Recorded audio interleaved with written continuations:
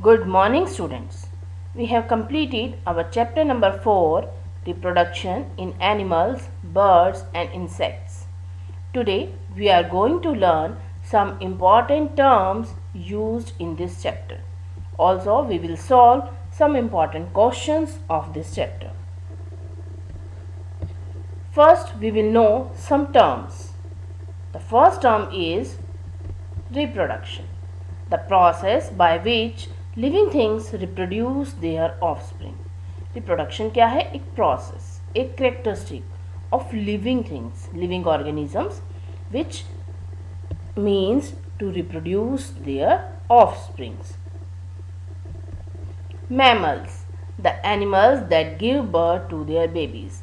हमने चैप्टर में रीड किया था कि वेज ऑफ रिप्रोडक्शन जो है they are of two types in animals. First हमने किया था the animals which give birth to their babies. तो मैमल्स क्या है? Mammals are the example of those animals that give birth to their babies, not eggs.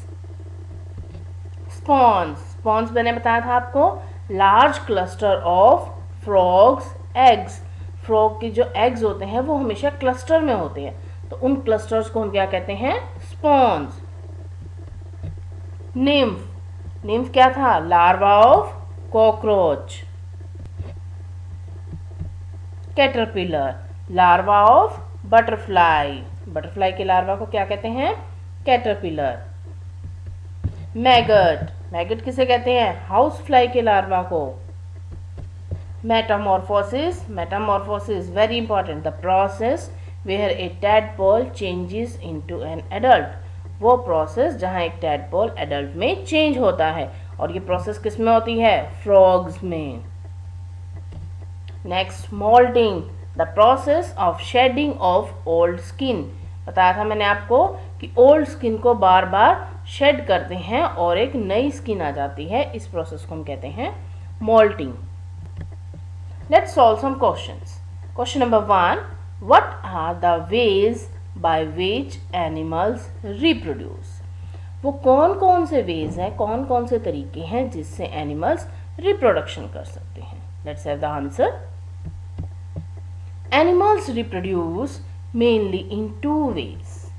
To ways हमने discuss किए थे. First one, by giving birth to their babies. अपने जैसे babies को birth देते हैं, like cat.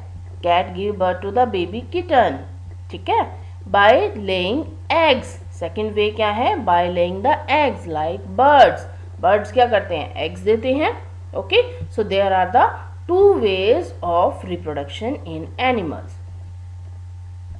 Second question, name any 4 animals that give birth to young ones. And second, lay eggs. अभी हमने पढ़ा कि 2 वेज होते हैं रिप्रोडक्शन के. अब उन दोनों के हमें 4 एग्जाम्पल देने हैं. ठीक है. First, the animals that give birth to young ones. वो एनिमल्स जो अपने जैसे यंग वंस को बर्थ देते हैं. The example are cow, lion, tiger and human beings. ये सब क्या करते हैं? वो अपने यंग वंस को रिप्रोड्यूस करते हैं. Animals that lay eggs. जो एनिमल्स एग्स देते हैं वो कौन से हैं? Birds, fishes, frogs, insects. Next question is, why do fishes lay thousands of eggs in water. जो फिशेस हैं वो पानी में बहुत सारे एग्स देती हैं. थाउजेंड्स, हजारों एग देती हैं. Why? Because the fishes lay thousands of eggs in water because only a few hundreds grow into baby fish. Fishes जो होती हैं वो हज़ारों एग देती हैं. क्यों? क्योंकि उसमें से बहुत कम होते हैं जो आगे बेबी फिश में डेवलप होते हैं. मैक्सिमम एग्स जो होते हैं वो ख़त्म हो जाते हैं. Why? Many eggs are eaten by the large fish. आपको पता है कि पानी के अंदर स्मॉल फिश भी होती हैं और लार्ज फिश भी होती हैं. तो जो फिशेस के एग्स हैं उनको लार्ज फिश खा जाती हैं. And many are crushed by fast water current. और बहुत सारे एग्स जो हैं नदी के अंदर या समुद्र के अंदर पानी का बहाव इतना तेज होता है कि उस बहाव से, उस वाटर करंट से कुछ एग्स जो है वो मर जाते हैं. तो बहुत कम एग्स बचते हैं जो आगे डेवलप हो सके, इसलिए फिशेस बहुत सारे एग्स एक साथ देती हैं। Why do the birds take care of their young ones? Next question क्या है हमारा कि बर्ड्स अपने यंग वंस की केयर क्यों करते हैं? Answer, the young ones of the birds do not have feathers and their eyes are closed.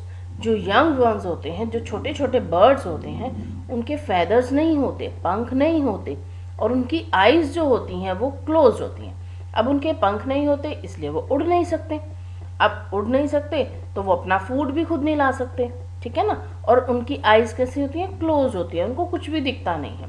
That is why the birds take care of their young ones. इसीलिए जो उनके parents हैं वो अपने बच्चों का ध्यान रखते हैं।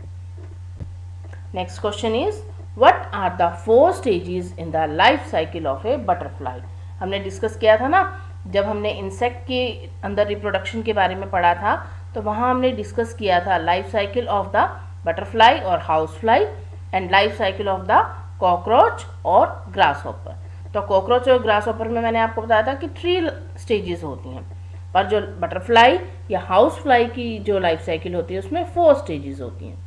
तो 4 स्टेजेस कौन कौन सी हैं? The 4 stages of life cycle of a butterfly are eggs, caterpillar, pupa, adult butterfly. First stage क्या है? एग्स। सेकंड क्या है? Caterpillar. Third pupa. Fourth adult butterfly. Okay, तो ये कुछ क्वेश्चंस थे जो हमने सॉल्व किए, जो आपकी बैक एक्सरसाइज में दिए हुए हैं। Now this is practice time students. Now you have to solve some questions. There are some questions for you. First is whether kangaroo is a mammal. Yes or no. Second, the larva of butterfly is known as caterpillar. Yes or no. You have to give your answer in the comment section. आपको क्या करना है? इसका answer मेरी video में search करना है और कमेंट सेक्शन में आपको इसका आंसर देना है। Thank you students. If you have any doubt, then you can ask in the comment section below. If you like this video, then please like and share it and subscribe to the channel for more such videos.